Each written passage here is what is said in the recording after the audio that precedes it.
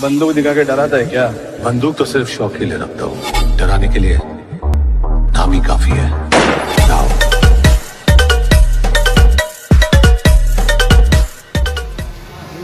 अरे भाऊ मला नाही इसका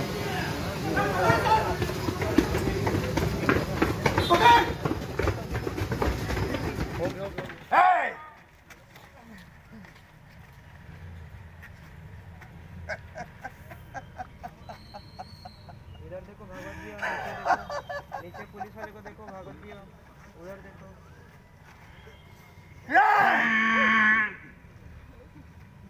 उधर हॉर्न बज रहा, उधर देखो। उधर हॉर्न बज रहा, उधर देखो। भागवत भी उधर हॉर्न बज रहा, उधर देखो।